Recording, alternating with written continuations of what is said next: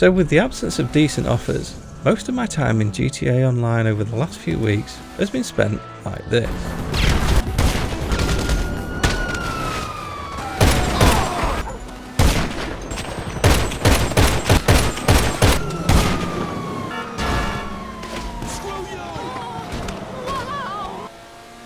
But at last, finally we have a decent update week, and it's good in lots of ways. It's a good week for earning, but it's also a good week for spending. There are loads of really good cars to look at, and I'm going to try and get through all of them for, well, as many of them as I can for you. All of these have already had a review, but I'm going to go through and refresh some of those for you. And we're starting with this, the Vapid Retinue Mk2. And this is another one from Rockstar's really good Ford team, because every Ford they tend to churn out seems to be absolutely fabulous. So this is based on the Mark II Escort. You can also get a Mark I Escort in the game, and the reason I'm doing this one first is this is the prize ride this week, and whilst it's not a difficult challenge, it's another one of the attendance challenges. You need to finish top 3 for 4 days.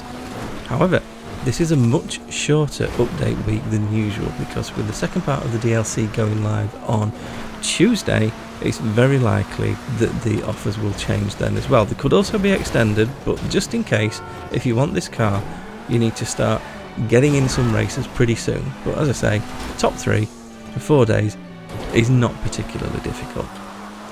So what do we think to this car? Well, I've talked over the first part of the lap, so let's move on to the second bit, which is the across the map. I've actually done both tests on this car, because it's good for circuit racing, it's good around the street, but also with its rally pedigree, I thought this really warranted an across the map.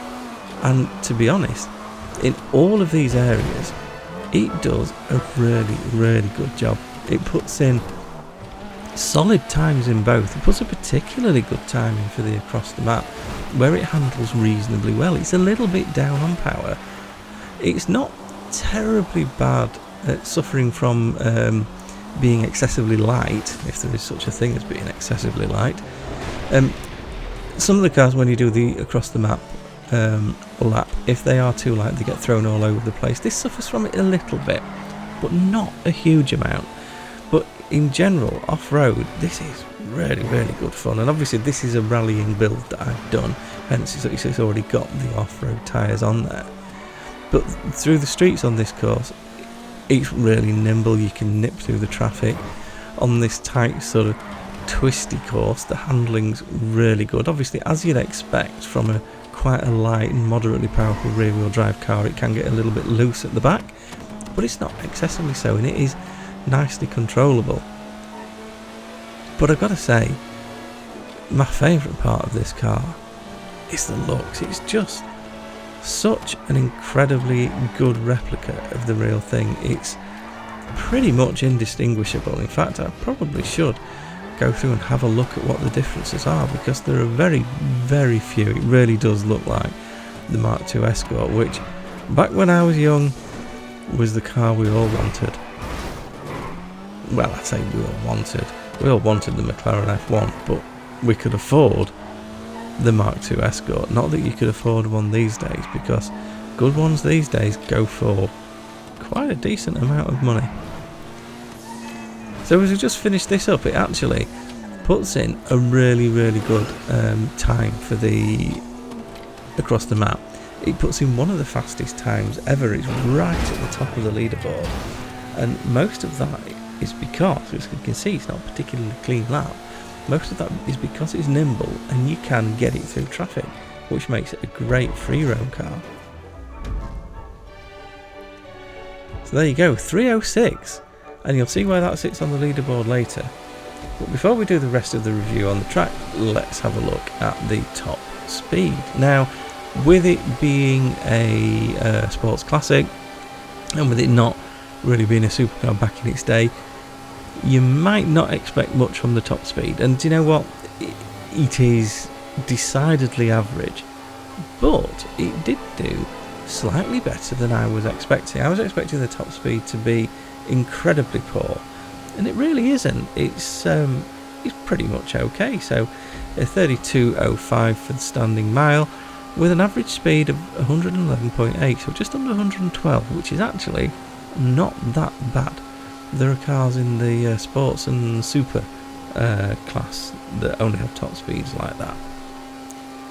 So what do we think to the car on the road? Well, it's very much the same as on the across the map. It's a really nice handling, really well put together car. It makes a nice noise, it looks good. I don't have a bad word to say about it. So, final thoughts and review. I think this is definitely worth picking up. As I say, you're definitely going to want to get started soon, because this is a 4-day prize ride challenge, and as of this moment I don't know whether the update week will be cut short or whether it will be extended. So given that they've put a 4-day challenge in, that does make me think that they're possibly actually going to extend the update week. So this update might actually be live until a week on Thursday, but that is just a guess. They could very well cut it short, and that could mean that you've only got a handful of days to actually get through the challenge and get this, but it will be an easy challenge. Is it worth doing? Absolutely. This has a place in anyone's collection. It's a fabulous car, it looks good, it drives well, it'll be great for the off-road courses.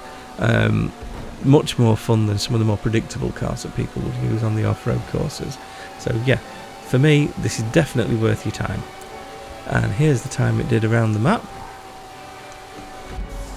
which, as you can see, is a 9:09, which is actually a fairly respectable time and puts it much higher up the lap board than I was probably expecting.